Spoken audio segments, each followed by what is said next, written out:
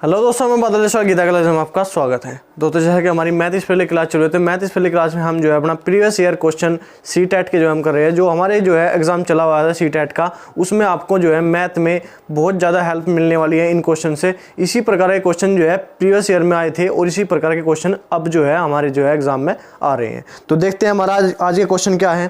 Question number 11 है। Question number 11 है हमारा, एक संख्या को जो 1 से 10 दोनों सम्मिलित तक सभी संख्याओं में विभाज्य होगी निम्न है। कोई ऐसी संख्या हमें ऑप्शन में से कोई भी ऐसी संख्या देखनी है जो 1 से 10 तक सभी संख्याओं से विभाजित होगी, सभी संख्याओं से पूरी काटी जा सकती है। तो देखते हैं हमारी कौन सी संख्या हो सकती है 1 से लगाकर 10 तक। देखो, अगर 3 की बात करें, हम 3 की बात करें तो 3 से 10 नहीं कटता, 3 से 10 नहीं कटता, 3 से 100 नहीं कटता पूरा, ठीक है। 6 और 4 10, तो 3 से 604 भी नहीं कटेगा। क्या 3 से कटने की क्या नियम होता है हमारा? 3 से कटने का नियम होता है कि जो संख्याओं का योग 3 से कटना चाहिए। तो 2 और 5 7 और 2 9 हमारा जो है संख्या का योग 3 से कट रहा है। तो यही हमारी संख्या है 25 20 ऐसी संख्या है, इसे जो है आप याद भी कर सकते हो। 25 20 ऐसी संख्या है जो 1 से लगाकर 1 से 10 तक के सभी संख्याओं से विभाजित हो जाती है, सभी संख्याओं से कट जाती है। तो ठीक है, नेक्स्ट क्वेश्चन हम देखते हैं। क्वेश्चन नंबर 12, आयशा के पास केवल 5 रुपए और 10 रुपए के सिक्के हैं। यदि उसके पास सिक्कों की कुल संख्या 25 और 160 रुपए का धन है, तो उसके पास 5 रुपए और 10 रुपए के सिक्कों की संख्या क्या है? 5 रुपए और 10 रुपए के सिक्कों की संख्या हमें बतानी है। उसके पास सिक्कों की कुल संख्या 25 है और 160 रुपए कुल धन है, 160 रुपए कुल धन है। तो देखते हैं, ऑप्शन से हम इस क्वेश्चन को करेंगे।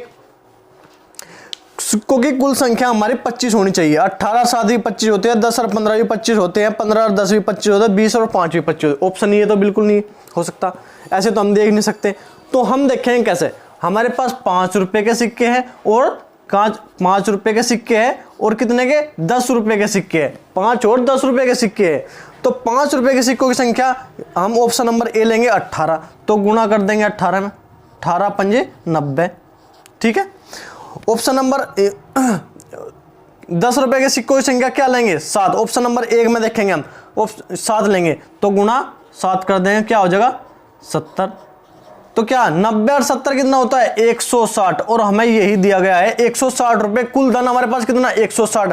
तो ऑप्शन नंबर 1 जो है 18 और 7 जो है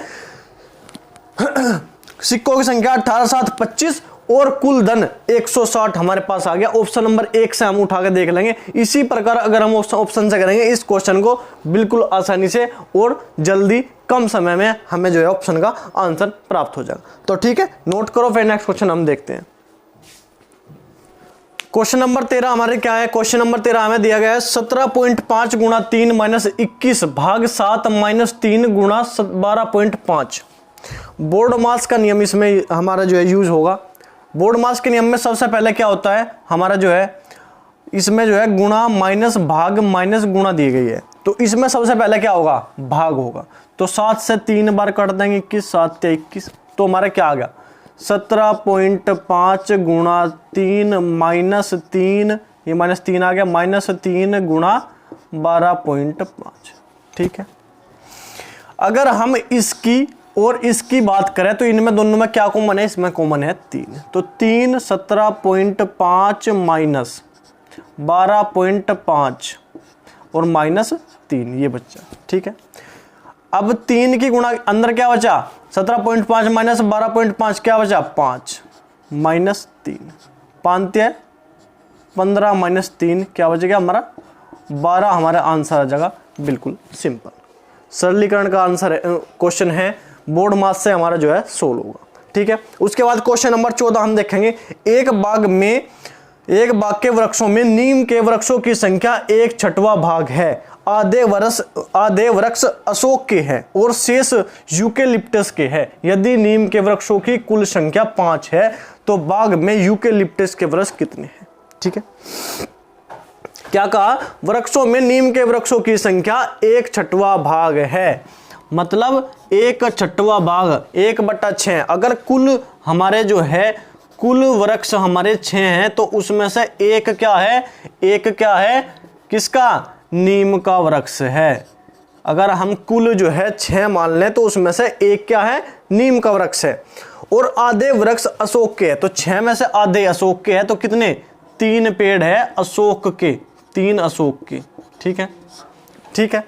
और शेष यूकेलिप्टस, एक नीम का 3 अशोक के, तो शेष कितने बचे, 2 पेड़ है हमारे यूकेलिप्टस, यूकेलिप्टस के, ठीक है, यूकेलिप्टस के, ठीक है।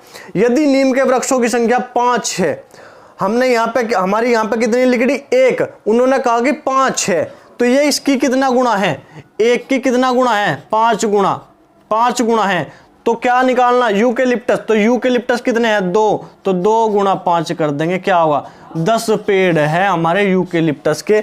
जब हमारी संख्या 5 गुना होगी तो नीम की संख्या जो है 5 गुना होगी तो यूकेलिप्टस की संख्या भी 5 गुना कर देंगे। 2 गुणा 5 हमारे 10 वृक्ष जो है यूकेलिप्टस के आ जाएंगे। एक बार उसे और समझेंगे। उसने कहा कि वृक्षों में नीम के वृक्षों की संख्या 1/6 भाग है, 1/6 का मतलब है 6 में से 1 वृक्ष जो है नीम का है, 6 में से 1 वृक्ष नीम का है। कुल हमारे अगर 6 वृक्ष है तो उसमें से 1 नीम का है, ठीक है। उसने कहा कि आधे वृक्ष जो है अशोक के है, तो 6 का आधा कितना होता है, 3 जो है वृक्ष जो है अशोक के हो गए, 3 वृक्ष। शेष जो है यूकेलिप्टस के है, 3 अशोक के, 1 नीम का, 4 हो गए। 6 में से 4 तो ये हो गए, तो शेष क्या बचे, यूकेलिप्टस कितने बचे, 2 बचे। उसने कहा कि नीम के वृक्षों की संख्या तो 5 है, हमने निकाल दी 1। जब 1 से 5 होगी तो कितने गुना होगी, 5 गुना। तो यहाँ पे कितने हैं, यूकेलिप्टस 2 है, तो 2 गुणा 5, ये भी 5 गुना कर देंगे, तो क्या आ जाएगा, 10 हमारे यूकेलिप्टस के पेड़ आ जाएंगे। बिल्कुल यही हमें निकालना था, बिल्कुल सिंपल बात, जल्दी से निकल जाएगा, ऐसे ही हमको करना है, ठीक है। नोट करो एक बार, फिर नेक्स्ट क्वेश्चन देखते हैं। क्वेश्चन नंबर 15 क्या है हमारे, देखें हैं क्वेश्चन नंबर 15। 180 सेंटीमीटर लंबी तार को एक आयत का रूप दिया गया। 180 सेंटीमीटर लंबी तार है, उसको एक आयत का रूप दिया गया। आयत की चौड़ाई 30 सेंटीमीटर है, तो इसकी लंबाई क्या होगी। देखो, अगर हमने कोई तार जो है आयत के रूप में मोड़ दिया तो वो उसकी पूरी लंबाई होगी, और आयत की क्या होगी, आयत का हो गया परिमाप, आयत का हो गया परिमाप। तो आयत का परिमाप